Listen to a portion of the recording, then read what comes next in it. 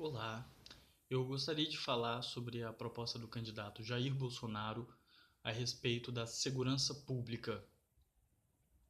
O candidato se propõe, dentro do seu plano de governo, a combater a criminalidade e reduzir a corrupção. Eu acredito que ninguém é contra isso. A grande controvérsia é como chegar lá. Contra a corrupção, o Bolsonaro não apresenta qualquer tipo de proposta mais concreta. Ele diz muitas vezes em pronunciamentos que pela simples presença dele, pelo bom exemplo e por nomear o Ministério Técnico, isso já vai eliminar a corrupção. Eu acho que é muito pouco e é difícil acreditar, sem propostas concretas, que ele vai conseguir fazer o que está prometendo. Agora, a respeito da criminalidade, ele apresenta basicamente quatro propostas, que são, primeiro, a flexibilização ou liberalização da posse de armas, né, do porte de armas por civis. Essa era a política, na verdade, que era praticada no Brasil até a instauração do Estatuto do Desarmamento, lá por volta de 2001, 2002, e implementado para valer mesmo, acho que por volta de 2003. Pois bem, isso é uma solução? Aparentemente, o candidato se baseia no pressuposto de que seria uma forma de intimidar os criminosos, quer dizer, a posse de armas por civis seria uma dissuasão, eu não vou roubar aquele cara porque ele pode estar armado e revidar contra mim. É um equívoco. Por quê? Bom, primeiro, com a circulação de armas facilitada, isso vai gerar um maior perigo entre os cidadãos. Quer dizer, uma briga de bar, uma discussão em casa, uma crise de ciúmes, uma briga de torcidas pode resultar com muito mais facilidade no assassinato por armas de fogo se tiver alguém com armas de fogo no local. Obviamente, se ninguém tiver com armas de fogo ali, não vai acontecer um assassinato por armas de fogo. Igualmente, a gente precisa ter consciência de que, mesmo você estando armado, o fator surpresa do ladrão não vai deixar para você muita chance de autodefesa e vai gerar provavelmente um furto da sua arma, ou roubo, melhor dizendo, da sua arma por quem te assaltar. Ou seja, roubos e furtos a transeuntes, veículos e residências vão com muito mais facilidade botar armas de civis nas mãos de criminosos, o que vai baratear inclusive a circulação de armas de fogo no mercado ilícito. Então a gente vai ter uma espécie de círculo vicioso que era, na verdade, o que aconteceu no Brasil nos anos 80 e 90, até a instauração do Estatuto do Desarmamento, e que ainda é um problema que estamos tentando controlar de uma maneira ineficiente, mas tentando. E simplesmente abandonar e voltar ao modelo antigo não me parece que é exatamente a melhor ideia no momento. A segunda proposta do candidato seria uma um enrijecimento da progressão penal e um endurecimento penal no geral. Quer dizer, leis mais duras, menor progressão penal, não é novidade também, é o que vem sendo praticado no Brasil também há bastante tempo e pode ter alguns efeitos perversos. Eu posso afirmar isso com segurança porque esses efeitos perversos já existem e eu acredito que o candidato está propondo apenas uma radicalização do que já é implementado.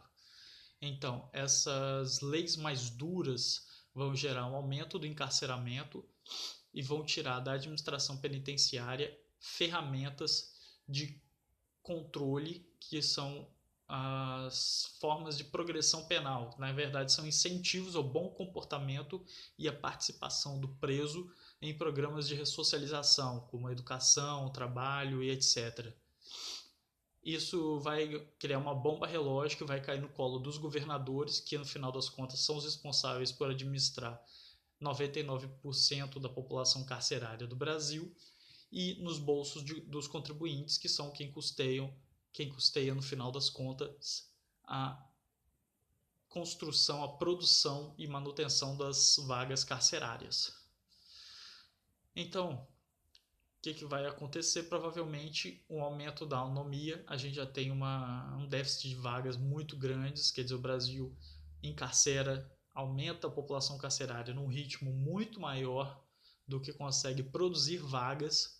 A gente tem, acho que da última vez que eu olhei, um déficit, uma falta de 350 mil vagas prisionais. Isso significa que a gente talvez encarcere mais que o dobro da capacidade que o Estado brasileiro tem de manter esses presos até agora. Pois bem, a terceira proposta seria proteger e incentivar policiais que matam supostos criminosos, que matam suspeitos, com o excludente de ilicitude. Esse excludente de ilicitude, na verdade, já existe no Código de Processo Penal desde 1941.